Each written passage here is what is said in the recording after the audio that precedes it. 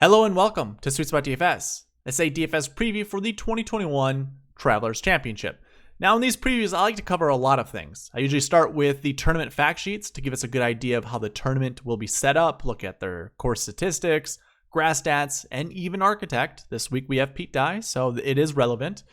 I like to look at a weather forecast just to give you an idea of what to expect. I'm recording this on a Monday night. Obviously, weather changes quite a bit throughout the week, so I always suggest to you guys, take a look Wednesday night just to double check how Thursday and Friday is going to play. Those are the only real 2 days that matter when we're creating our week-long lineups. So again, this is just to give you an idea of what to expect. From there, like to look at a course breakdown to see if a certain type of shot shape matters at this golf course. We've had a streak of tournaments where it really hasn't mattered, so there hasn't been any emphasis in telling you guys what golfers to target. Maybe that changes this week, maybe it doesn't. You'll just have to wait and find out. And then I like to look at target scores, past results, just to get an idea of whether or not this is a birdie fest or a grinded out type of golf course. Again, we'll obviously know that once we get there, but it's a good way to target your golfers. Some golfers are just meant to score. Some golfers are meant to just make pars. And those that do score tend to make bogeys more often than those that just make pars. It's not a perfect science, but that tends to be the case. And from there, I'm going to be going right into, well, I should say this, we'll look at grass stats, but from there, we'll go into the bucket system. Really, the bucket system is my way to show you if last week's stats matter. This is not just last week, but, does it matter? These guys come from the US Open over to here. Should you play them? Should you avoid them? Bucket system does a really good job of showing you whether or not that's important. It also looks at last year's stats. It looks at recent form stats and course history stats, as well as salary and strokes gained stats. So it's all baked into the bucket system. It's just a great way to highlight what type of player you want to be playing and what type of player you want to be targeting.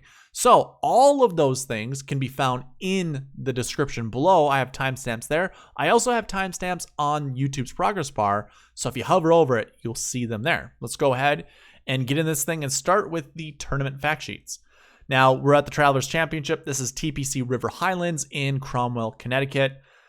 A lot of people say this. I'll say it as well. It's a staple on the tour. I think it's been played here for 28 years. So it's definitely a golf course that all of our modern PGA Tour players have played. Well, I shouldn't say have played, but let's put it this way. No one's too old to not have played this golf course for this tournament. So it's been used quite a bit. We can look at course history. So definitely take a look there. It is a par 70. Now, that usually leads to that sub 70 bonus on DraftKings. And I would say definitely try to find those golfers. Those that have, a scoring average under, say, 71, 70. Well, I should say this. Try to find one that is under 70 if possible. Or those that, average 1 under par. Because that's just huge. If you had 4 days of a golfer just shooting 1 under par, they're going to make the cut and they're going to get that bonus. They're probably going to finish somewhere, I wouldn't say top 10, but they would finish top 20. That would be a consolation. That's kind of your bare bones. But having a consistent score would be very huge at this tournament, especially if they're on top of their game. I would say this, though. Don't go all in on that method. You still want scores. You still want birdie makers. You want as many DraftKings points as possible, and that comes with birdies. So you would rather have a birdie bogey golfer than just a straight par, 1 birdie a day, and then get that bonus. The bonus is only worth 5 points, but it's still a bonus, and it's still worth consideration if you have the stats, if you have the tools to look for it. All right, let's move on. Green size, 5,000 square feet. That's pretty small compared to average on tour. I don't think it really matters here because this course is small, 6,800 yards. I shouldn't say small. It's short in comparison to other golf courses the tour has just played. I don't really so much care for bunkers. If you've been here before, I'm a firm believer, even myself, like I'm a scratch golfer. I would rather be in a bunker than thick rough. But I don't think the rough is going to be that big here. 3.5 inches. That's actually pretty decent. But either way, these are pros. They play out of the bunkers brilliantly. Like if there was a foreign sand or a sand that no one's really played on before, then we'd have issues. But from my memory, there are no issues in the bunkers here. So don't worry about bunkers. Water hazards, there's not enough to really worry about. So we're going to skip past that. We are on bent grass and Poana. It would be nice to know what the percentage of bent grass versus Poana is. That way I can give you a better idea of what grass to target. But since we don't know, based off the tournament fact sheets, if you guys have sources out there that give you better, I should say that have boots on the ground that can tell you this information, I would always, in this scenario, lean towards the Poana. And if you've been here before, you know why. Poana is an invasive grass. It spreads like wildfire on a golf course. It's going to be the dominant grass. So bent grass, yeah, it's nice to see there. And if you want to look at bent grass stats, be my guest. Like I have no problem with it. I personally don't know the percentage of bent grass to POA, but I do know POA is going to be more prevalent than bent grass if it was even an even mix. So if it's 50-50, I'm choosing POA over bent. But if you want to bake bent grass into your models, like I have no problem with that whatsoever. I'm personally just going to look at POA because the inconsistencies that come with POA, golfers that typically play on that well usually just play on that well no matter where it is. So that's my lean initially. The rough, I don't have anything to talk about. Bluegrass, fescue, that seems kind of like a wiry type of grass, a little easier to hit out of. It's not going to be thick like at the US Open last week. So no worries here with rough, and obviously no point in looking up those stats, honestly.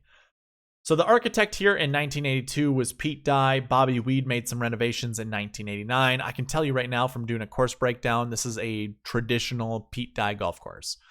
The sight lines play with you. I don't know how many, like this course is, when I did the course breakdown, I noticed it right away. There are trees that are blocking the obvious path to go.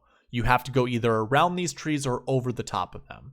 And I think your bombers will go over the top of them, but it's really good to have a golfer that likes to shape shots like Bubba Watson. You know, like Bubba has won this tournament 3 times. And you've probably heard this all across the industry, and I'm going to echo the same thing. Any type of golfer can win this tournament. Like there have been short ball hitters, like Kevin Streelman always plays well here. Ches Reeves won this tournament before. Short ball hitters do well because it's a short enough golf course. So here's what I noticed during the breakdown, and I will say this. I'll repeat this during the breakdown. There are a lot of short holes here, where bombers might suffer is like somewhere around 270 to 300 yards. There is a tree or a group of trees that block like access to, I mean, if you're on the wrong side of that tree, you can't get to the green very easily. So shorter hitters who are hitting behind these trees or positioning themselves better in the fairway have better angles into the green. So if you're a bomber and you can't really shape the ball that well, you better be going over these trees or around them. And even with that, there can be issues that come across that. So usually your accuracy golfers do well here because it's a short enough golf course where shorter hitters are not penalized for hitting it short. It is very much how close you can hit your approach shots and how well you can make your putts from wherever you leave your approach shots. I know that's like on every golf course, like don't get me wrong, but this is 6,800 yards. I think even like Bubba not too long ago had said, well, the first 3 holes are driver, wedge, driver, wedge, driver, wedge.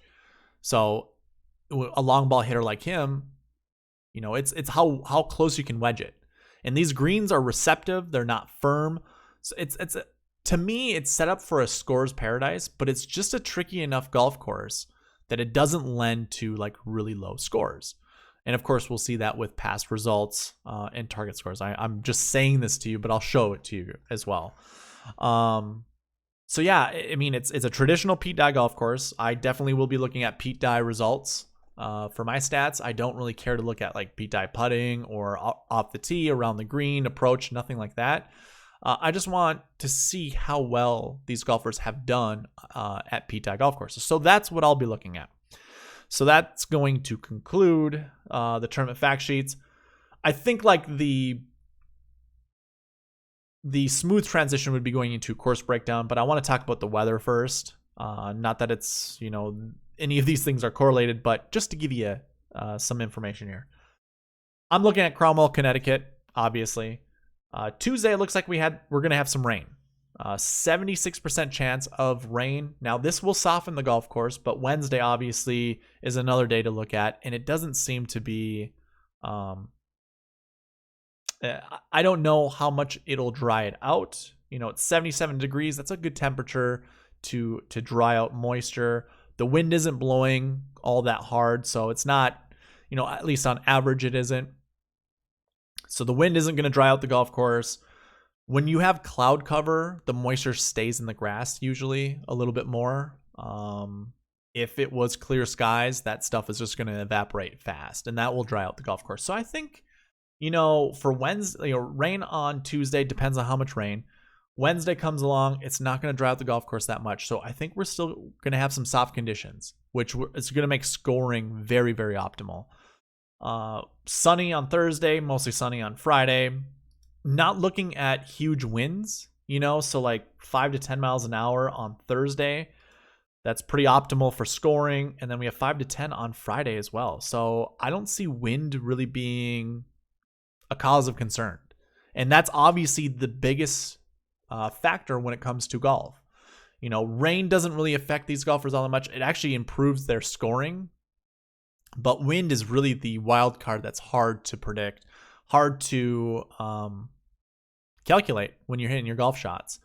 And it requires you to absolutely hit your shots pure to hit for your ball to go where you want it to. So no wind, soft conditions. I think scoring is going to be real low. So with that being said, I should say this again. I'm going to repeat it. Always look Wednesday night to see if this weather forecast changes for Thursday, Friday. As of right now, I don't think there is a wave advantage. So if you wanted to go AM, PM, be my guest. I'm always, when things are neutral, I'm always going to lean PM to AM. It just better rhythm for your scoring. You get Friday's morning conditions. Friday afternoon's probably the toughest conditions because, 150 golfers played Thursday. 150 golfers are going to be playing Friday. You get all those track marks with foot spikes and stuff like that. And who knows what else. Ball marks, that kind of stuff. I would definitely, in a neutral setting, prefer PM to AM. But we're going to see both waves inside the top 10. So be my guest. Play whoever the hell you want. Let's go ahead and get into a course breakdown. And then we'll go into past results and target scores. I wrote a lot. I'm going to let you guys pause the video, read whatever you want. You can see what I have for the preferred shot shape on each of these holes. What I'm going to do is scroll down here. You can read the back nine. Let me get my head out of the way. There we go. So you can read what I have on here as well. Again, pause it. But this is what I'm going to talk about. This is kind of my summary box. You can see how many holes require a draw off the tee or approach, how many require a fade off the tee or approach, and how many where any shot shape is going to be just fine. Obviously, the prevalent shot shape is whatever you want to play. But if outside of that, you're scoring, like to give the most scoring opportunities to somebody, it would be those that hit a fade. Fades off the tee are a bit more beneficial. I also like fades even when I think draws are necessary because some of the golfers can hit over the trees with a fade. So I'm looking at like a Dustin Johnson. Does it really matter to me that he hits a fade? Well, no, because if he hits it high enough over the trees, that fade's going to come back where you actually would rather be on some of these holes, like some of the course breakdown that I did. And again, you can read that all within here. But yeah, if I was to, give a slight advantage to anybody, it's those that hit fades. Right-handed golfers that hit fades or lefties that can hit draws. Obviously, Bubba's won here twice, and he shapes it all different directions. His primary shot shape is that huge 100-foot yard or 100-foot yard. Yeah, there we go. 100-foot of curve fade. You know, he fades at like 30, 40 yards off the tee. I don't see that shot shape being all that beneficial here because there's a lot of trees on the right side of the tee boxes. I know he's won here before. Don't get me wrong. But those are holes that he has to shape it the opposite direction. So hopefully he has that in his bag this week. I'm not going to put it past him. You know, he loves to be imaginative. And off the tees here, I think that's what it really benefits, those that have a creative mind. So regardless if they're a short ball hitter or a long ball hitter, creativity, I think, is really going to benefit any of the golfers here. And again, don't get me wrong. You can lay up at a bunch of different places where there is trouble that I say you need to hit around. You can lay up off the tee. I didn't see a lot of shots that really required a shot shape into the green. There are some where trees are kind of in the way where I assume most people are going to have their tee shots. But if someone can plot around this golf course perfectly, like say Jordan Spieth, he's won this tournament before. He doesn't have the shot shape that I would prefer, but again, he's won it here. He's a plotter. I think anybody, and this is another echo to what everyone else is saying, anybody can win here. It's, you just, if there was a detriment, I would say it's those that are bombers who don't have control over their golf ball. Short ball hitters, obviously, if you don't have control over your golf ball and you're a short hitter, you're probably pretty low on the totem pole on the PGA Tour to begin with. But you can also, if you're short enough, you stay out of the trouble, and you can work around a lot of these troublesome holes. So, anyways, long story short, I think it's open to anyone who's on top of their game. So whoever you have a good feel about, go ahead and play them. I don't think you need to have a narrative of, team no putt or team bomber or anything like that. Fill them up with the best golfers you think have the best chance to win. So that's my course breakdown. Let's go ahead and get into past results and target score. So we're going to talk about the winning score and then some of the top 10 and go into like the cuts and see what the cut score was. We can see DJ won it at 19 under in 2020, Ches 17. In 2018, Bubba won it at 17. Spieth won it here at 12 under. Unfortunately, I don't have the storyline of that one. I'm sure the weather was probably non-cooperative or uncooperative. I'm not sure. It's just my guess. We have 14 under in 2016, 16 under in 2015, 15 under in 2014. There's Kevin Streelman, and then 12 under. So really, we're looking at an average of nearly around 15 under. 15 to 16 under, something like that. Now, I think scoring conditions are going to be optimal here. So I'm leaning towards the 19 to 17 under, or 17 to 19 under. I think that's what's going to win this tournament. So if you have the opportunity or the ability, whatever site that you use, definitely look at results when the winning score is somewhere between 16 and 20 under. I think that gives you a good idea for some of the lesser known players to pop in your models, just to give you an idea. You're going to have to fill out your lineups with some of those guys, and those that score well are definitely the ones I would target. Now, looking at cut score, we have 4 under in 2020. Again, we have optimal scoring conditions, so I could see 4 under being it. My original take with finding a golfer that goes 1 under each day would make the cut in an optimal scoring conditions, but they would finish 60th place. So probably a bad example. Definitely find your scores. So 4 under in 2020. That again was with a winning score of 19 under. In 2019, it was 2 under with a winning score of 17 under. It was 2 under in 2018 with a winning score of 17 under as well. So it's almost like 15 shots between winning score and cut. Even par in 2017. I'm not going to continue going between winner and the cut score. 1 under in 2016. 2 under in 2015, 1 under in 2014, and even par in 2013. So we really haven't seen an over par cut. I would imagine we're going to see around 3 under to 5 under. So if that's also another stat that you want to use when looking at your in your models and stuff like that, I would take a look at that. Like 2 under to 4 under is what I would be projecting for the cut score. So yeah, I would stay away from par makers. Those that just grind out pars, I don't think are going to do that well at this tournament. So that includes like a Jason Day. Jason Day is like my optimal golfer who loves it around par. The harder the golf course, the better result he has. So that's probably a golfer that I would avoid. But that's all I have for target results or target score and past results.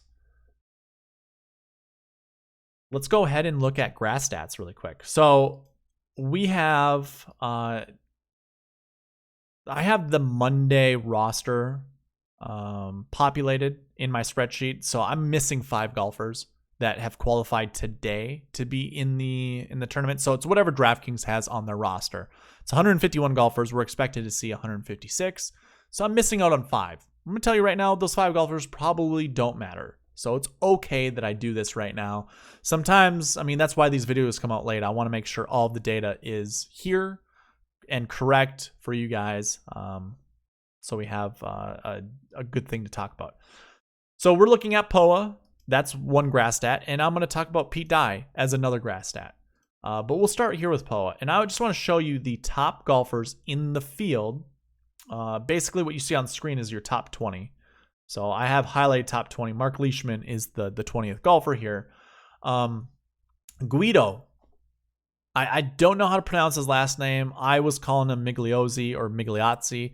I heard on PGA Tour Radio, it was like you don't pronounce the G or the L. It's like Migliozzi or whatever. I don't know. It's probably butchered. Usually I do my homework and try to figure these names out because that's what all professionals should do. Not saying I'm really a professional, but I try to be. But unfortunately, I don't know how to say his last name. Hopefully it's close enough. But he played one event. Guess what that was? The US Open last week. So he has one POA event on the PGA Tour under his belt, finished 4th. That's pretty darn good. But when we get into the bucket system, we probably only want to target a few golfers that top 20 last week. So we'll take a look when it comes to that. But, you know, Guido's at the top. I also usually avoid golfers who have 4 or less events under their belt. So really, if I were to do that, let's get rid of blanks 1, 2, 3 and talk about these guys. Now Mark Leishman isn't your bottom guy. It ends up being Ryan Moore. So we'll start here. Adam Scott, top guy in this field on POA, 23.15, 41% top 10 success rate. Actually, I'll talk about that success rate sometime later. But let's talk about some of these guys. Do we have any? Well, there's Jason Day, your par maker. I'm not going to play any Jason Day. I think it's in your best benefit not to play Jason Day, even if you're a fan. If you do, play him in one event, put him in a high entry fee, just to get your money's worth. But do not torture yourself by playing Jason Day. His back, his lifestyle, everything does not point to an elite golfer that he once was. In matter of fact, he should be $6,700. Let's put it out there. He has a really good short game, but everything with his long game, not very good. Now watch, he's going to win, but that's whatever. I don't care. I don't trust Jason Day. He's looked terrible in some of the events he's played. Just downright terrible. So I'm avoiding him. He would be the best value here with the best POA, but Lonto Griffin is going to be my guy. $7,400. Not too long ago, he was in the 6K range, but obviously I think this is a better price for him. He deserves to be $7,400. Sometimes, he could be $8,000 just as easy. I think he is an 8K quality golfer. So I think this is a very good value for him, especially with his POA stats being as good as they are. We have Brandt Snedeker at $7,200. That's kind of worth a play. I hate playing Snedeker because whenever I do, he misses the cut. Whenever I don't, he top 10s. I get Snedeker wrong. I don't really care. I don't like the guy. Like, I don't like how he plays. But whatever. I will have some ownership to him. It just won't be a lot. And really, Zach Johnson, a consummate pro, like, that's pretty good. Ricky Fowler at 7,300. I'm liking this a lot. He's trending in the right direction. I wouldn't be surprised if he top 10s or maybe even top 5s this tournament. I do like Ricky quite a bit this week. And then there's Keegan Bradley, which everyone's going to love at $7,900. That's a really good value as well. This is like his home turf. Like, I don't know if this course is his home course, but he is from the Northeast, and this is right up there for where he's from. He's from New England, so Connecticut is in New England. Yeah, and Brendan Steele kind of broke a lot of our hearts last week. I'm not going to talk about every golfer, but there you go. That would be your top overall POA. That dates back to 2013.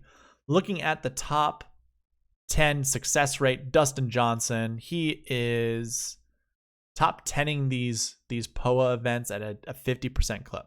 Last week he did not. He could have at the US Open, but he finished 19th. Does that mean he's going to do better? I think so. I think he's definitely a golfer you want to target. So I have no problem reaching up to 11,400. I think it's actually a really good play. Then there's Jason Day. I'm skipping Jason Day. I don't know. We're not talking. If you're going to know, I'm just skipping past him from now on. If he's up at the top to talk about, I'm not going to talk about him. Adam Scott comes in. So Adam Scott and Dustin, they are dancing around the top overall POA guy. I don't mind either of them, honestly. I like them both, and I think you could play them both. No problem. And in fact, what I would say is, let me go ahead and sort it back this way. 6 of the golfers that you see on the screen will finish top 20 at this tournament. And 4 of them, 3 to 4 of them are going to finish top 10, if not top 5. So that is my proclamation. I'm sticking to it. I think that's going to happen. Same thing applies for this too. I think somewhere between 3 and 4 golfers will finish top 10 here. So 3 or 4 out of 20 golfers, whoopsies. I think those are pretty good odds to figure out who 1 out of 5, out of these golfers are going to finish inside the top 10. Now, we do have some 10K golfers. I think that's probably going to be easy. Most of you guys are going to shake your head and be like, yeah, just foreseeing that up there. But this is what I'm saying to you guys. Start anchoring your lineups right here. Start here. Anchor your lineups. I would find high quality golfers like a Maverick McNeely here at 7,200. Not saying he isn't a good play, but don't anchor your lineups around Maverick McNeely. I don't think that's a smart option to do. But if you want to like a Patrick Reed, be my guest. And I mean, there's some good 9, 8K golfers. I'm not going to play Matthew Wolff this week. He'll be in one lineup, but unless the US Open kind of provided a good starting point with his mental health, then yes, I think it's a great time to play him. On the flip side, he made so many long putts at Torrey that I don't trust the result we saw. Yeah, he gained strokes all over the place, but his putting saved him so much. Like, he was making 30 footers, 40 footers to save par. I think it was mostly to save par. Some could have been to save birdie, or not save birdie, but to make birdie. I don't trust it. And I'm going to force to not trust it. It's a faders golf course mostly, especially for bombers. That doesn't play well for Matthew Wolff. I'm just going to avoid it. And then there's Ricky Fowler up there once again. I like Joaquin Niemann. I like all the golfers you see up here. Looking at 2021 stats now, I'm a little bit skeptical when looking at 2021 grass stats. A lot of it's too fresh, but we do have enough POA events here for the golfers that we do see. I don't mind any of these guys, but I wouldn't make a proclamation of saying 3 to 4 top 10 finishes. But it's definitely doable. I've seen this stat be the best stat to look at when it comes to grass stats.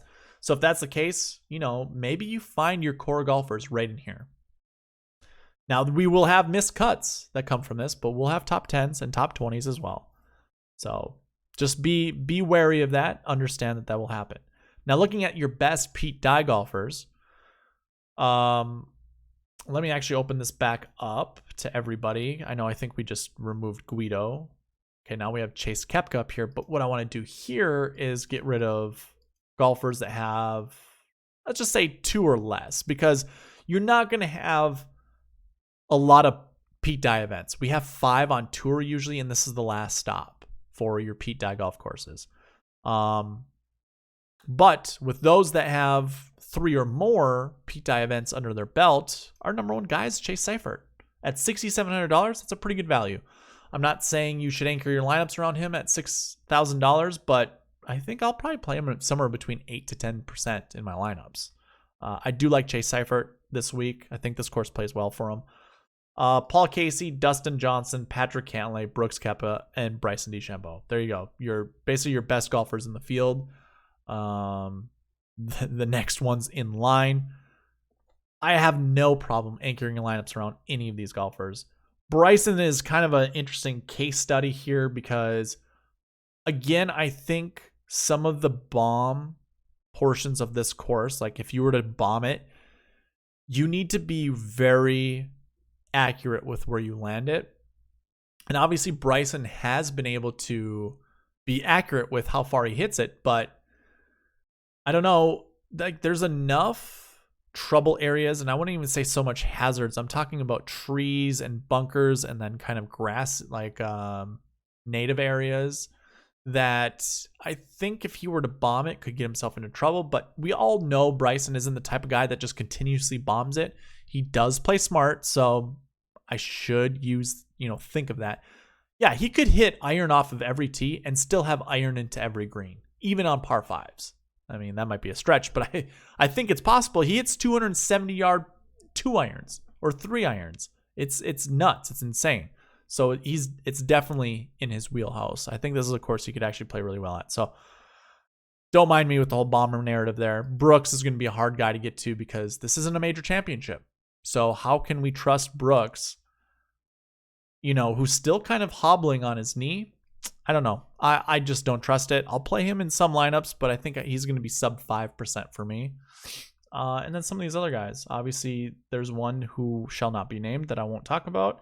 I like Abram Ancer, Russell Knox, Joaquin Niemann, all the same type of guys. Siwoo Kim is really good on Pete Dye golf courses. I think he has 2 wins at Pete Dye golf courses. So definitely consider Siwoo and Charlie Hoffman. Yeah, a bunch of good golfers there. How about our top 10 success rate? Scotty Scheffler, 40%. Like, not a very good overall die. So he's your boomer bust golfer, which is very interesting. That's the type of golfer we want to target. Someone who is very boomer bust. Now, this is a faders golf course most of the time. I like Scotty Scheffler this week. I think it's a pretty reasonable play. And then I really don't have to talk about the rest of the guys because they all show up everywhere else. I mean, it's nice to see Taylor Gooch up there. We do see some Doug Gim. He's not very good on POA, so I'm probably going to be a little wary of that. But I think the rest of these guys are very much in play. I mean, Abram Ancer at 3.33% on POA golf courses. Not good, but he has played this tournament well before. What is his course history? 40. So he finished 11th here last year. I believe he has an 8th place finish as well. I don't know what the 40 is, if that's a missed cut, but yeah, I don't mind Abram Ancer. I actually might play a little less of him seeing those numbers. He is in my dummy lineup right now, which usually means that from the eyeball test, that's who I like. I don't know. We'll see. I do like seeing Will Gordon up here. So Will Gordon and Chase Seifert, to me, I wouldn't say they're one and the same, but they are very good and capable 6K golfers. So I will be keeping that in mind. But yeah, that's I don't really so much care about 2021 die. I think we have 4 events that we can look at. Abram Ancer, good. Bryson, good. We do see Gim up there. There's Gooch. That's, obviously Seifert as well. Paul Casey. Yeah, I'm not going to talk about some of these other guys, but obviously you can see them. Let's go ahead and get into the bucket system. I want to be kind of a little quick on this. We're already at 35 minutes, so hopefully most of you guys know the drill already. I'm looking at 6 different stat categories: course history, recent form, last year, last week results. So obviously the last week will determine whether or not the US Open, playing at the US Open really matters, and how well that translates into tournaments here. We'll look at last year results, course history results, recent form, salary, and stroke chain all through the buckets. And the buckets have their own ranges, and that's how they're ranked. So you can see last year range of 1 to 20. So obviously their last year finish, 1 to 20. That's our second ranked bucket. So when I say last year bucket 2, that's what I'm referring to. And we'll probably just go in order. I think I want to start with, let's just start with last week. I think that's probably a good way to start, because a lot of you guys are going to wonder if we should play golfers from the US Open. So we'll start here. And what I want to show you quickly is I'm going to go through all the years and we can see what tournament was played before the Travelers Championship. So 2020, if you recall, we came back from COVID. The first tournament was Charles Schwab, and then was RBC Heritage, and then they came to the Travelers. So US Open wasn't there, but if we look at 2019, US Open was there. 2018, I shouldn't say there, the week before. 2018, US Open was the week before. 2017, US Open was the week before. 2016, actually the PGA Championship was the week before. But then 2015, it was US Open. 2014, US Open. So we have really good data, like a good amount of data to show you whether or not having played the US Open is a detriment or maybe even a benefit. Your number one bucket are golfers who did not play. So I'm just going to go ahead and say that. But you also have to remember, getting into the US Open requires many things. You either have to qualify through all the sectional qualifiers or qualify based off of how well you've done either on the PGA Tour or within the world. So those are the only ways to get there. So your elite golfers will be in the US Open. To see this number so large, or I shouldn't say so large, this being the number one bucket, but then if we look at how many are in that bucket this year and on average, it's primarily because any given PGA Tour event, the majority of those golfers did not qualify for the US Open. And thusly, we have the same thing here. So we have 100 golfers in the field this week. Again, that doesn't include the 5 golfers that I have to add to this pool. So it could be 105. Maybe it won't be, but obviously it could be. So 100 golfers in the field this week that did not play in the US Open. On average, we see 98. So we nearly see 100. It's not a huge success rate. So the success rate's looking at all golfers that fell under this bucket over the last, 6, 7, 8 years. Well, it dates back to 2013. So 8 years. It takes account every golfer that did, every golfer in that field who did not play the week before. How many of them finished inside the top 10? Obviously, the success rate is going to be very small, but when we multiply this, by how many are in that bucket, we're getting a projected amount of 6. And this is a conservative number. 6 is, actually, I would say it's probably around 5. I just realized that this is 2. And what my projection does is it adds this number and then it minuses 1. So if it's 0, then I'm going to minus 1 because it's not as consistent. 2, I realize that's probably a little bit much. But I'm projecting, I'm going to say 5 to 6 golfers inside the top 10 who didn't play the week before. And I mean, when I total up everybody who did play the week before that's in the event this week, we have 56 golfers. Now, that's not me saying you should avoid golfers that play in the US Open. That's me just telling you the stats. And a large part of that is because this is very volume driven, meaning just by numbers alone, like the chances of finishing inside the top 10 are very high. And that's what we see with the stats all the way through. Now, for those that did play, what would be the best bucket? It's actually golfers who finished 20 to 40th place in the US Open the week before. I'm going to go ahead, pull up the 2021 DK page, invite everybody back into this except for blanks on the rank, and take a look at last week stats. So your number one bucket was that 20 to 40th finishing place. Well, guess who starts that bucket in this tournament? It's Bryson DeChambeau. So, I mean, you could tell yourself that Bryson is your number one guy, but we actually have a good chunk of golfers. Actually, let's make this easier.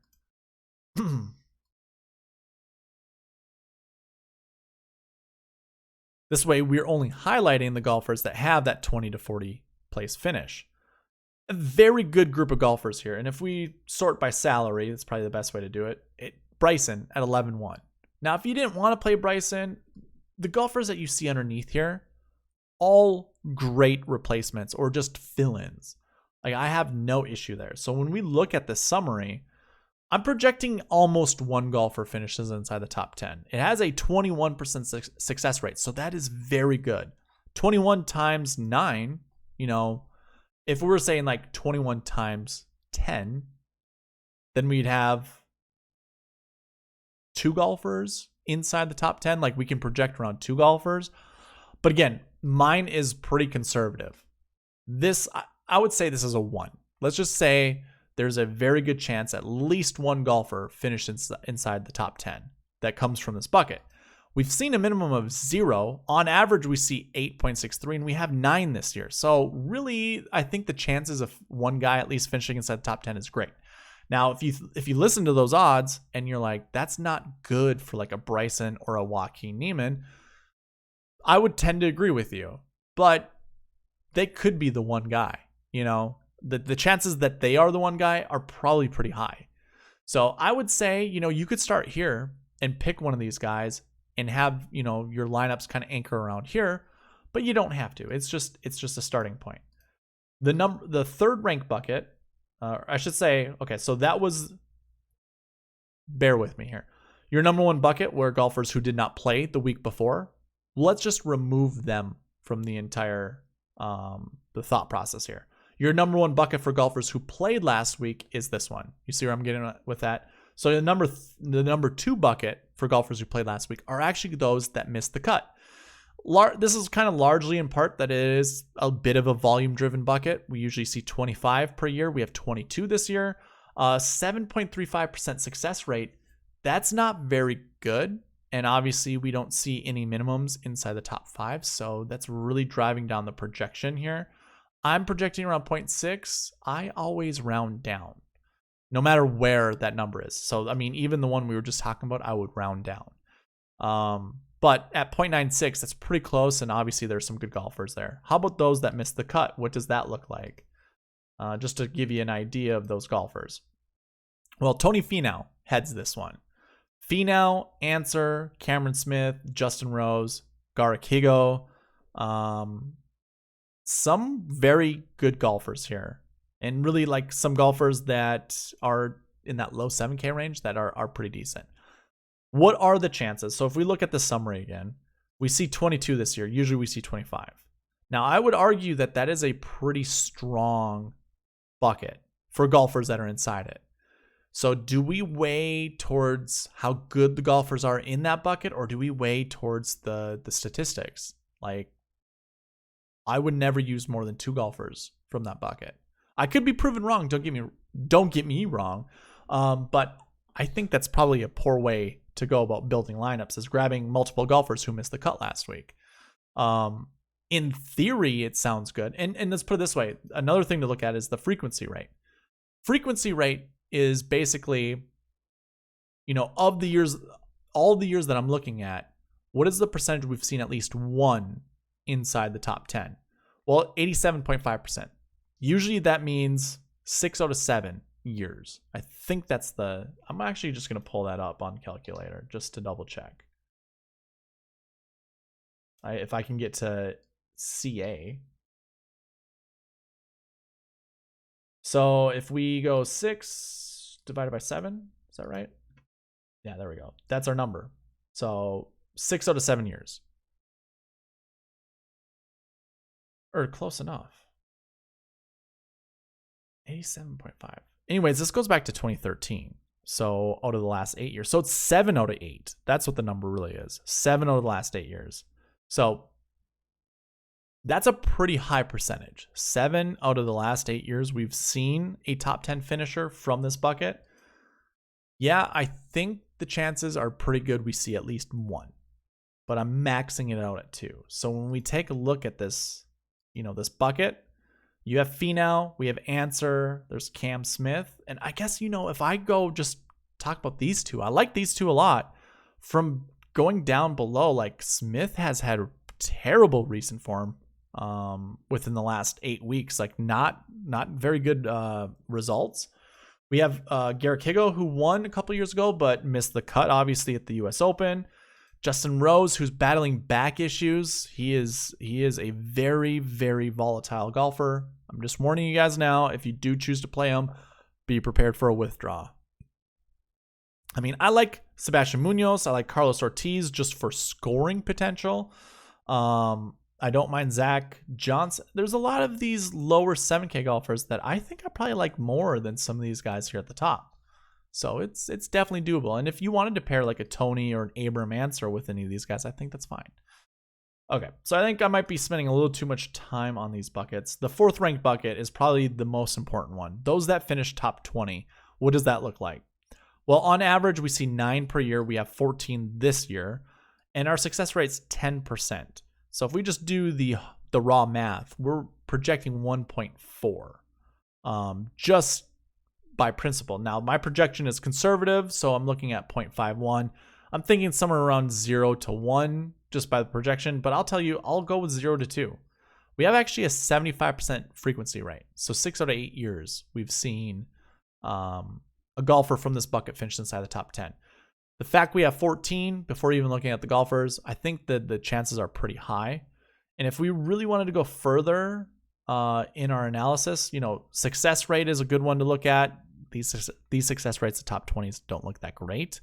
Made cut percentages, yeah, they don't look good either. Like, I'm expecting to see one of these buckets be like 80%, 70% before I actually, feel really confident with it.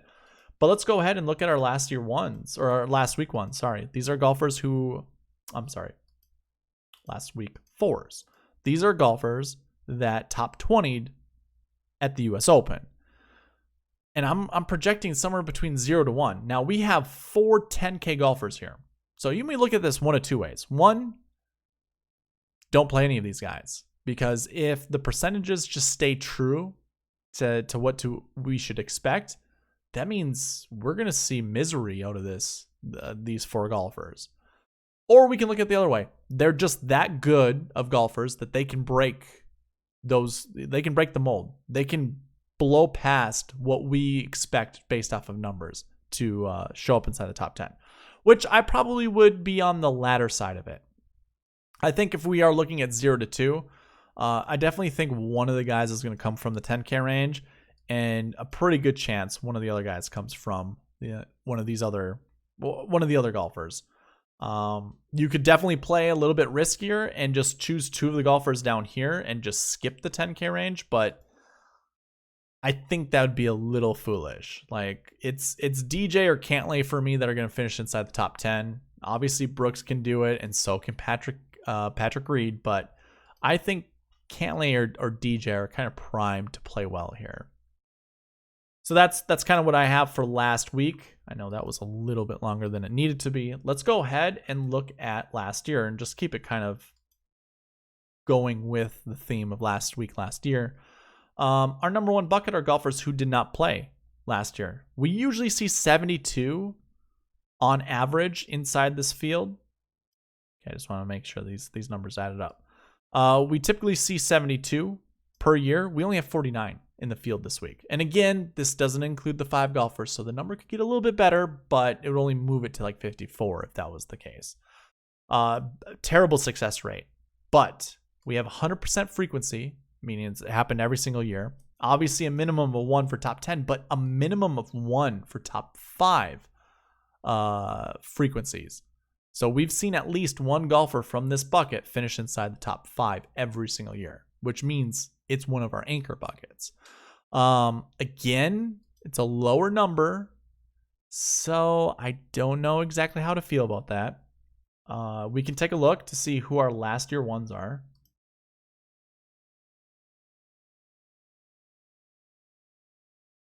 Brooks Koepka. Do I think Brooks will finish inside the top 10? I don't think so. Will he finish inside the top 5? I don't think so. but he could be the guy that just ruins it for me. And in any case, he will be the guy that prevails and keeps continually pushing this bucket, to have 100% frequency inside the top 5. He would be the guy. But I'm really liking Harris English. Adam Scott at $8,000. He was like $8,000 last week at the US Open. Oh, no. He was $7,400. I was way off. But still, decent value, especially for a golfer who really doesn't seem to lose much of an edge when taking long periods of time off. I think this is a good spot for Adam Scott. Going down from there, I really do like Francesco Molinari here. He is on the rebound, and I think whatever caused him to play such bad golf after his collapse at the Masters, I think he's over it, and it's good. And I also like Ricky Fowler. I like Chris Kirk. I also don't mind Guido. These are golfers I really like. I also like Chase Seifert. Do we have? No, I was hoping Will Gordon was here.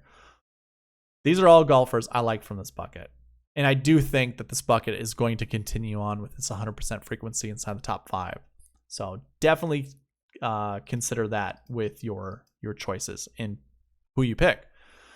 I am projecting 2.2 from this bucket to finish inside the top 10. So obviously a good roster of golfers. I would not mind if you were to anchor around 2, but my system tells just to anchor around one of those guys. The next bucket, although it doesn't have a minimum of 1, ends up being a 1 to 20. So those that top 20 here the week before, or the year before. So who at the Travelers last year. We usually have 17 per year. We have 18 this year. 85.71% frequency. We already know that 7 out of 8 years. 14.88% frequency. I'm projecting 1.6, and that is with 0 finishing inside the top 5, or I should say a minimum of 0, which is good. So 1.68, that's a very, very conservative number.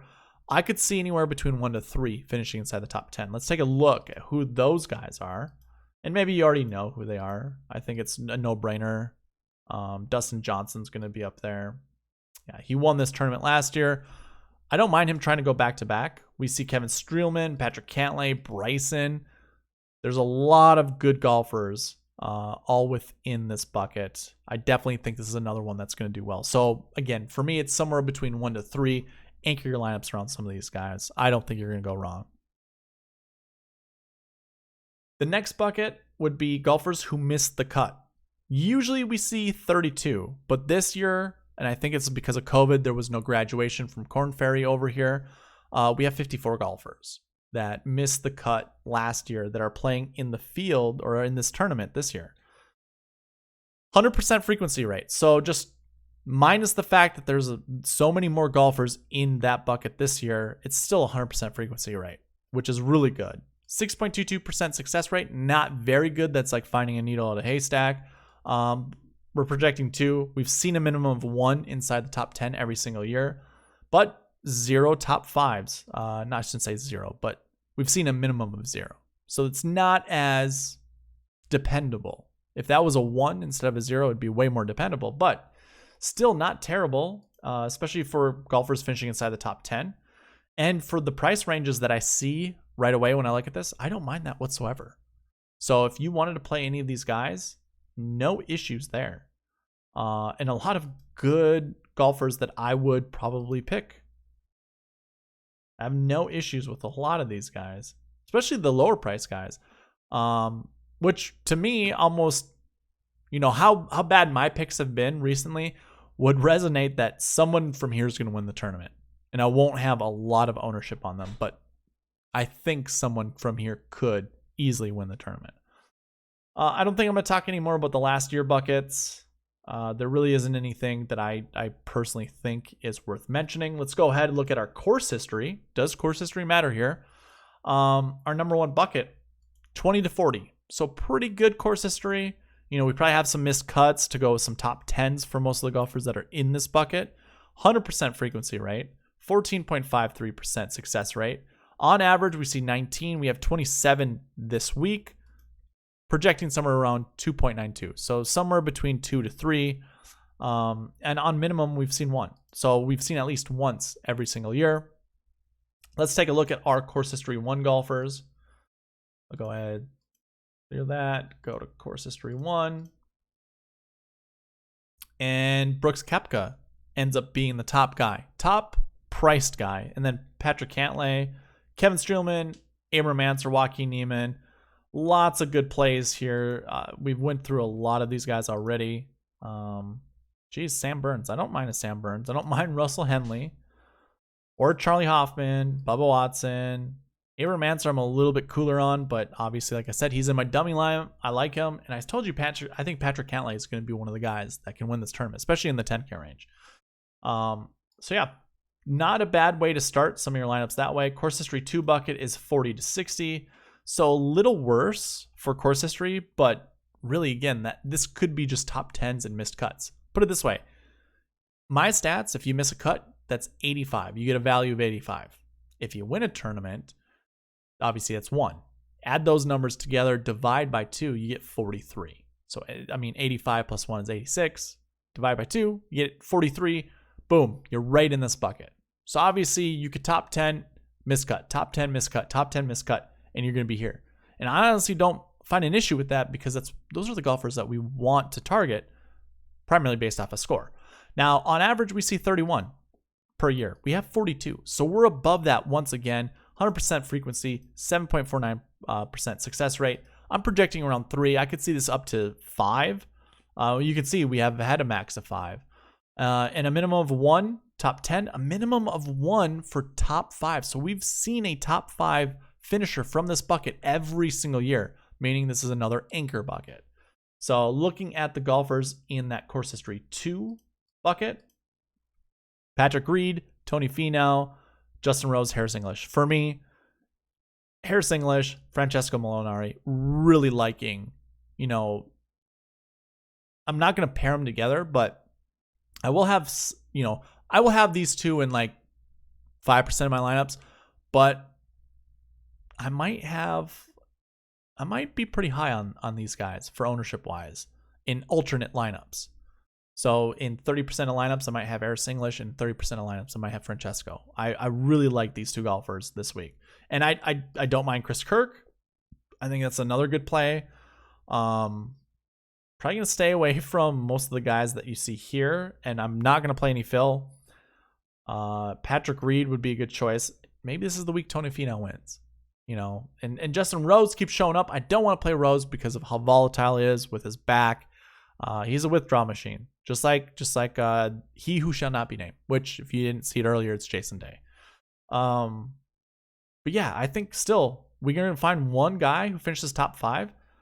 I mean, if we wanted to be ultra conservative, we play each one of these guys at least once. And there's some guys in the 6K range I'm just not going to touch. So it's really 7K and above that I think is going to do it. Okay, we can move on. Our third bucket is that 1 to 20 range, and I think it's our last bucket I'm going to look at for course history.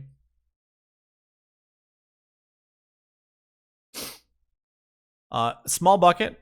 We only have 7 golfers in it, and I should actually look at it this way. On average, we usually see 11. So we only have 7 this week. We're down 4. 83% frequency rate, which my course history only goes back to 2015. So the numbers are a little bit different. 83 would be 5 out of 6. 5 out of the last 6 years, we've seen at least one golfer from this bucket inside the top 10. Unfortunately, we have seen a minimum of 0, so it doesn't really give us a lot of confidence. We're actually projecting somewhere, actually, it's basically 0. The maximum would be 1. So it's not looking good, but the golfers we see here, DJ, Bryson, Paul Casey, just those guys alone, I don't see how a top 10 isn't made between these 3 guys. But if not for that, we have Ricky Fowler, who I think is primed for a good finish here. I think if you're starting your lineups, it's probably easier to start here. I know the projection looks, it's 0, but again, it is a conservative projection. So I could see one very easily from this being inside the top 10. I would actually project somewhere between 0 to 2, if I'm being honest. But it's going to be, my safeguard's 1. I will definitely do 1. Maybe I'll go into 2 for a couple lineups, but yeah. I think if you want to do like 80% of your lineups with a golfer from this bucket, that's totally fine. And you can use your ownerships that way. You can break them up however you want to. I think you'd be just fine doing that. So yeah, that would be the end of course history. Let's go ahead and look at recent form. Your number 1 bucket is that 40 to 60 range. Again, could be top 10 finished by missed cut, top 10 finished by missed cut. You'd fall under this bucket. On average, we have 50 in that bucket. 40 in that bucket. We have 50 this week. 100% frequency rate, so it's happened every single year. 11% success rate. Well, with 50 golfers, that's pretty good. I'm projecting around 5. And again, this is a conservative number. A minimum of 1 for top 5 frequencies, a max of 3. So we could play up to 3 guys from this bucket and feel just fine. And a minimum of 2 inside the top 10. So really, that projected amount of 5 might be a little high, but I mean, the stats look pretty darn good. I would at least play 1 from this bucket just by looking at the numbers. So let's go ahead, open this back up to everybody, look at our recent form 1 golfers, and try to determine, is it worth it to play more than 1? And, you know, I mean, I have Ricky Fowler here. I have Chris Kirk. I like those golfers. And Francesco Molinari. I like Lanto Griffin, Adam Scott, Joaquin Niemann. I don't mind Tony Finau, and I don't mind Brooks Koepka, but really they were never really on my list. Maybe it's a good reason to play them. But the golfers I highlighted, I really like their opportunities, and I guess I can find some more guys down here. Ches Reavie, a past winner, $7,000. I think is actually a pretty decent play. And some of these other guys down here, 67, like Keith Mitchell, his potential in scoring is very, very good. Patrick Rogers, I think, has played this course pretty decent before. Yeah, 39 for his course history, so not terrible there. Again, this is open to any type of golfer. This type of golf course, you just have to be on your game. And if that's the case, look for your scoring potential golfers. Maybe not go all 6-6 with just volatile scores, but definitely have your consistent scores with your volatile scores. I think that's the best way to go. But yeah, the golfers that I have highlighted, I like a lot. Our next bucket within the recent form is the 20 to 40. Again, this could be top 10 missed cuts, so obviously we can see some good golfers here. On average, we see 17. We have 23 in the field this week, 85% frequency rate. So 5 out of 6 years it's happened. Actually, recent form goes 1 year back, or 1 more year. So this would be 6 out of 7 years. Inside the top 10, 15.7% success rate. That's really good. And we're projecting somewhere between 2 and 3. So that also is good considering we have 0 for a min in top 5 frequencies. Let's take a look at those golfers and see if there's anyone we really want to play around. Yeah, so you have 4 of your 10K golfers up here with Scotty Scheffler, Abe Ancer. We have a lot of good golfers. Harris English is in this one. I do really like Harris English. Taylor Gooch, another good golfer down here. Keegan Bradley, Charlie Hoffman. This is a good bucket. And we're projecting what? Somewhere between 2 and 3. Yeah, I could see 2 to 3 guys finishing inside the top 10 just for the golfers that I have highlighted. So if you wanted to start anchoring your lineups there, I think that's totally doable. And then the last bucket I want to talk about for recent form is the 60 to 80 range, which is really interesting because the 1 to 20 range, which is usually good, that I'm projecting under 0. So, I mean, it's somewhere between 0 to 1. People who come in here with really good recent form tend to not do well. Let's look at them and then look at recent form 3. And let's talk about both of these really quickly. So recent form 5, that 1 to 20 range, on average, we usually see 4. This year we have 6. So we'll see what kind of golfers are in that bucket to try to determine if it's worth a bucket to play. 57% frequency rate, so it's obviously over 50%. I would probably create my lineups that way. 50% of my lineups will have at least one golfer from this range. And 12.9% success rate, that's pretty good, especially for 6 golfers. Obviously, if you do the raw math, if we go 10% by 6, Like, we don't even get to 1. It's close, but we really don't get to 1. So yeah, not a bucket that I'm really hammering down on. The other bucket, the recent form 3, we usually see 51 on average. We have 56, so it's right in that ballpark. 100% frequency rate, meaning it happens every single year. 4.96% success rate. That's not very high, but when it's a volume-driven bucket, it's still pretty decent. We have a minimum of 1, meaning this is an anchor bucket for top 5 frequencies. And we're projecting somewhere between 2 to 3, which I think is totally doable. So let's go ahead. First of all, take a look at our recent form 5s, because those are the guys with a really good recent form coming in. We have Paul Casey, Streelman, Wolf, Guido, Lipsky, and Satoshi. So I'll tell you this. I could see one of these guys finishing top 10 pretty easy. I don't see 2. I'd be very surprised to see 2. And in that case, I would play this bucket 100%. You know, it will take one of my roster positions with any of these golfers, but it's just going to land me with more ownership on Paul Casey, which is probably going to kill me in the long run. But if I'm going that route, I do like Paul Casey quite a bit. As for the other bucket we were just talking about, recent form 3, obviously we're projecting somewhere between 2 and 3. This is interesting because it's not full of really good golfers. So like Cameron Smith, Russell Henley, Max Homa, don't mind those golfers.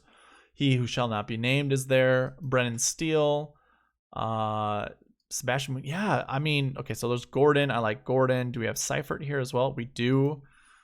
So I do like these 6K golfers, and this probably gives me more reason to play them because they're obviously golfers that I had my eye on. So that was the eye test. Stats are kind of following behind it. I do like these 2 golfers, and I don't mind the ones that I've already highlighted. So I think we have good plays, but yeah, I guess 2 to 3, that's not terrible. There's 50 golfers in this bucket, so just based off of volume alone, we're more likely going to see 2. It just depends. Who do you think those 2 golfers are going to be? Is there going to be someone here down in the 6K range? How about upper 6s, maybe low 7s? I don't know. We'll see. But this is a good segue because let's just talk about the salary buckets. Usually I kind of did this on its own, you know, just doing an analysis of salaries, but we can take a look here. Number 1 bucket, 7K range. So perhaps that last bucket we were looking at, recent form 3s, we should grab from the 7K range. On average, you know, we have usually 43 in that bucket, and this is just kind of DraftKings algorithm. They put this amount of golfers in each of the salary buckets week in and week out. It rarely fluctuates. So seeing these numbers, very expected. So anyways, 43 on average. We have 42 this year. 100% frequency rate. I don't think that's a surprise. 7.37% success rate. It's okay. We have one, at least. We have one top 5 finish every single year that comes from the 7K range. So just more proof that the 7K range is very vital this week. And obviously we have a lot of good golfers like Keegan Bradley, Max Homa's in there. I think so. I can't remember off the top of my head, but I guess looking at the 7K range, yeah.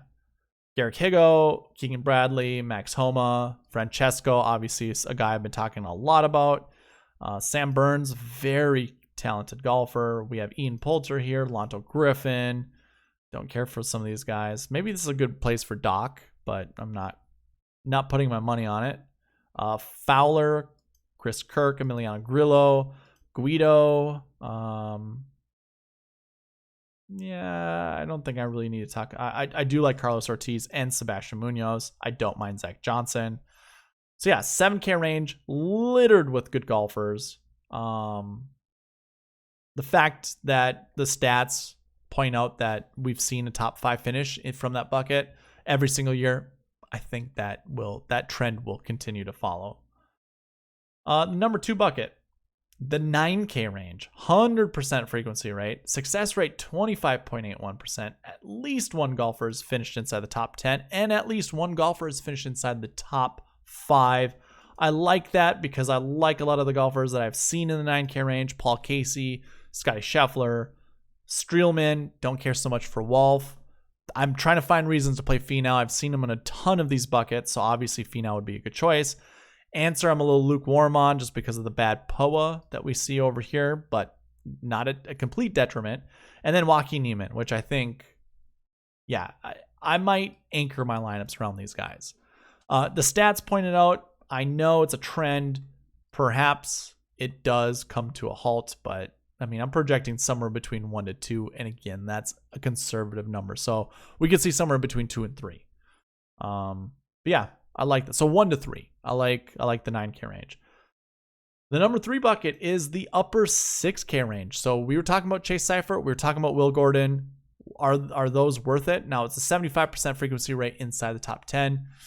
We have to keep that in mind. So maybe 3/4 of our lineups, or maybe even 80% of our lineups are of the upper 6K range. I'm not projecting very much inside the top 10. It's a very volatile bucket. I don't think you should look at this as being a third-ranked bucket as really all that much importance. But still, I think a 6K range is good to look at. And actually, we'll look at optimal lineups right after this. We'll do it right after this one. Salary bucket 4s. That's that lower 6K range. I don't trust it to begin with. We're not projecting much, 50% frequency rate, so it's very 50-50. I don't have anything to say. Surprisingly, the 8K range is also 50%. And projection is not good.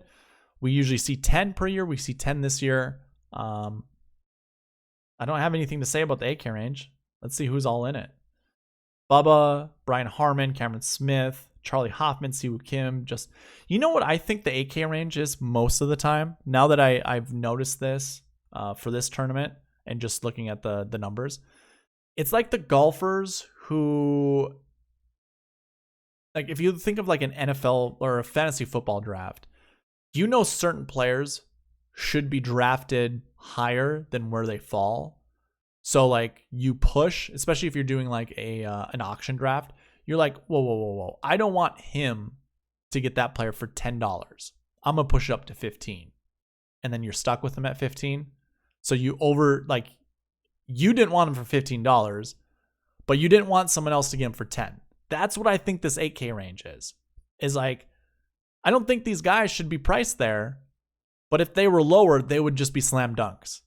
And I feel like that's how the 8K range is almost every week. How do you guys feel about that? Is that a pretty good analogy, or am I a little off base with that one?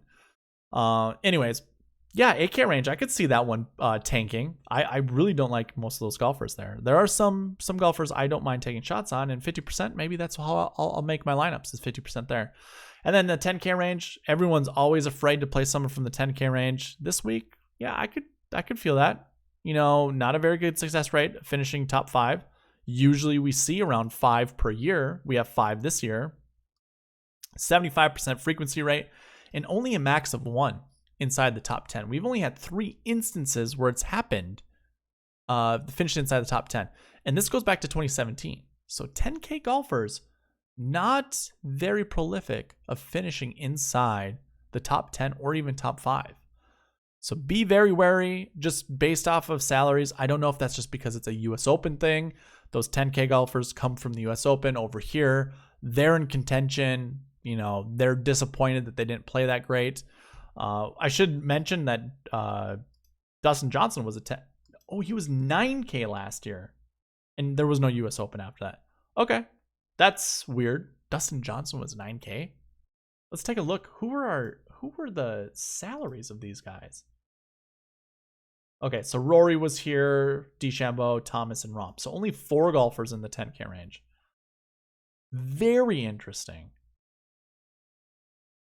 That's kind of crazy when you look at it, isn't it? That's pretty nuts. Wow. So weird how much different a year is. Okay. Interesting. All right. So I thought DJ was going to be a 10K golfer. He was not. Obviously, you didn't see any of those 10K golfers inside the top 10. So anyways, that's kind of how I'm at. Let's look at those optimal lineups.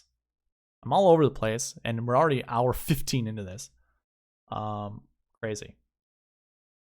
So we start with 2017 optimal lineup, 49.7. It included all 6 golfers inside the top 10. We have Streelman, Bradley. Okay, let's just go by price tag. It doesn't matter. 11,000. So there you go, 10K. 9,000, 7, 7, 7, 6. So 3 7K golfers, a 9, 11, and 1 6 8. So that's very interesting for that optimal lineup. To 2018, 8, 9, 8, 7, 7, 8. And that's 49,002. So that's above that realistic threshold that I always talk about. I want my lineups over $49,000. We have it there. Didn't go into the 10K range and didn't drop into the 6K range. Very balanced. So very interesting. And that, again, following a US Open, including a guy who did top 20 and including a guy who missed the cut. 2019, our optimal lineup, 45,900. That's that we're not getting that. That's ridiculous. Can we do something like this? Yeah, but that's still less than. How about we don't take a 6,200 and we go 92? That's way over. 75? Perfect. This is 49,800 that I've just highlighted. This is more of a realistic lineup, and I would go more this route than I would try to, 45,900. That's not realistic. So that would include a 10K, a 9K, 8, 7, 7, 6. There you go. That is the traditional lineup build.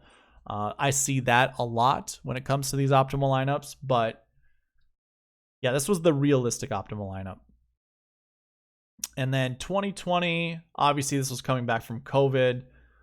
Optimal lineup was 41,900. That's the lowest you're ever going to see it. That's insane. Maybe that was more of mispricing than anything, but let's do a realistic lineup.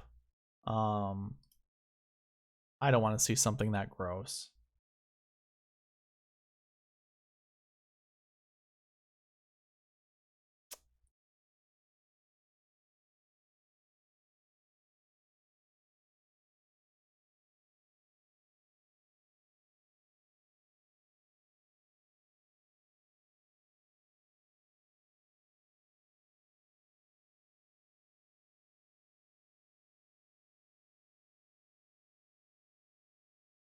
Okay, so this is more realistic. This is 49,800. We're going with an 11K golfer, a 9K golfer, another 9. So 2 9s, 11, 2 low 7s, and then 1 low 6. So there's obviously, that's me just making that up, but that realistic lineup, let's see. The Millie Maker lineup scored 656. Could I have beaten it with this lineup? 656, remember that. 669. So yes, this would beat the Millie Maker winning lineup. Optimal scored 695, so I'm 30 points behind that, but still this beats it out. 11, 9, 9, 7, 7, 6. So that's a way to build. And this was more of a wonky year, so I'm not even putting a lot of investment into this. So those were your optimal lineups. I'll make sure that the timestamps are down there. And then the last one I want to look at are our strokes gained golfers. I guess I can go with this pretty quickly. I always have these rankings static, and it always starts with all strokes gained stats positive as your number 1. Then it goes positive off the tee and positive putting. I only look at off the tee and putting stats because really those are your confidence, and they really direct or they dictate where all the other strokes gains stats are going to look. So obviously positive putting is basically making up for all the either poor shots behind you or not really punishing you for all the good shots behind you. But if you do have really good putting stats, that means you are making up for the poor shots that you have behind you more often than not. But if you have really good off the tee, you're probably more likely going to have negative approach just because of how well you're putting yourself, setting yourself up for the next shot.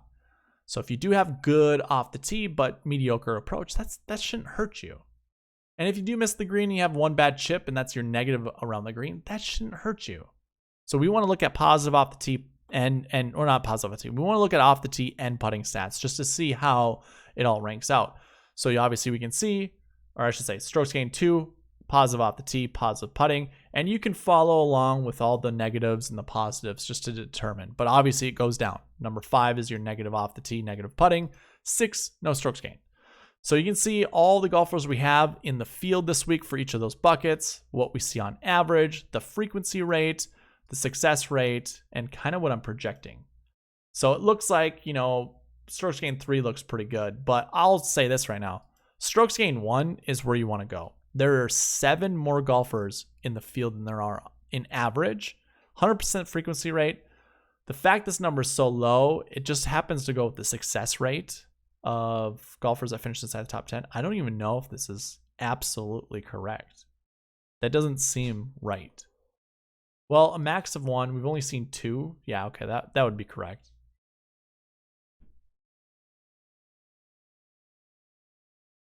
Yeah, maybe not. Let's take a look here. CA12. That's where I'm looking. So it calls the stats that we have here, so you can see the madness that happens here. CA12. Are we looking at the correct stats? 2 divided by 43. I don't think 43 is the number we want. No, it is not. Perfect. So there we go. I don't want to be looking at this week stat. I thought I updated this. That's very frustrating. Did I update this one? I did not. What the heck? I must have did it for another tournament. So the salary numbers are actually going to look a little bit better. Yeah, okay. I must have updated it for a different bucket. That's unfortunate. So there we go. Success rates are a little bit higher now. It's not going to change frequency rates, but it will update the projections. So that's always a good thing to see. Yeah, strokes gained bucket 3. Although we've seen a lot of success here, I do see we're going to have success. I think it's going to happen. For me, you know what? Let's put it this way. Why I think this bucket has been so successful is that this is a second, like it's about how close you can wedge your shots. The fact that bad putters have done well here with good off the tee, that's what strokes gained 3s are, probably has more to do with the fact that they're leaving themselves short iron shots and stiff, getting it or landing it stiff. So they're within 5-7 feet. You're not gaining a lot of strokes gained putting while doing that.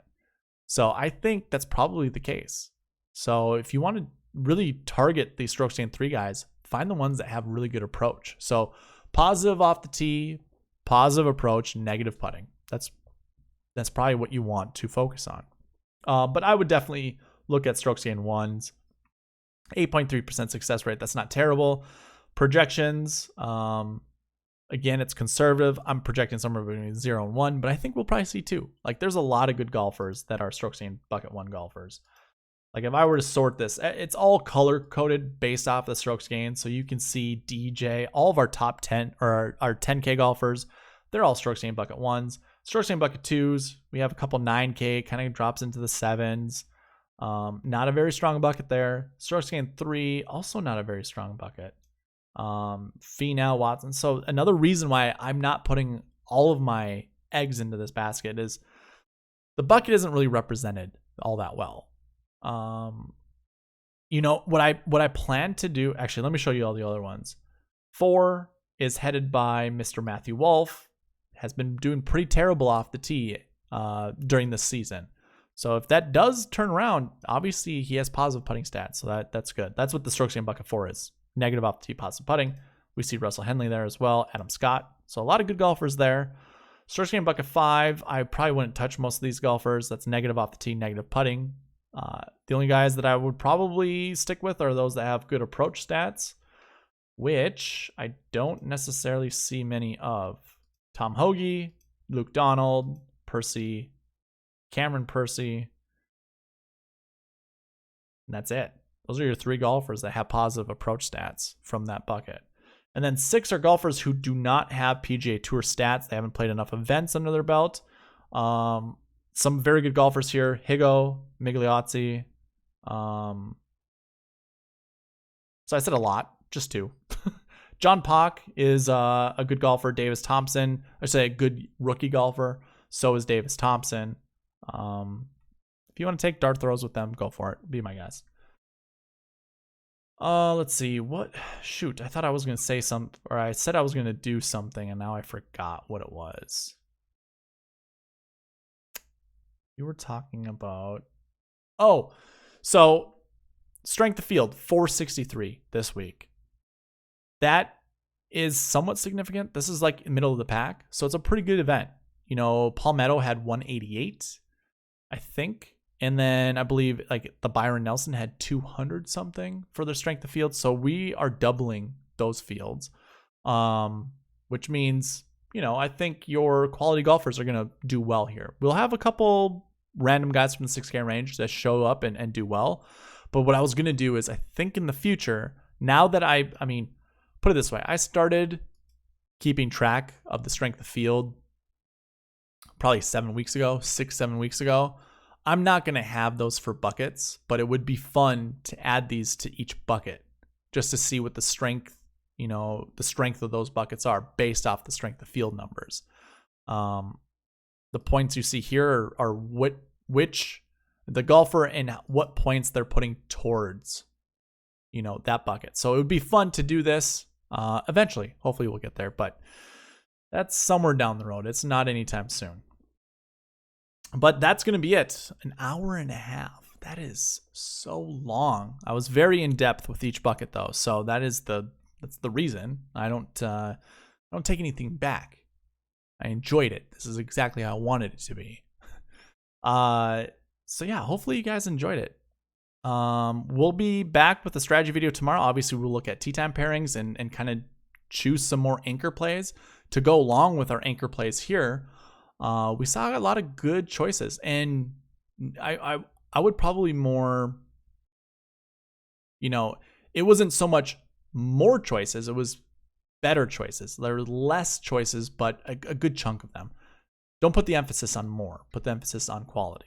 That's what I liked about the buckets this week. So hopefully tomorrow we'll just hone it down a little bit more, find our exact plays that we want to do, and go from there.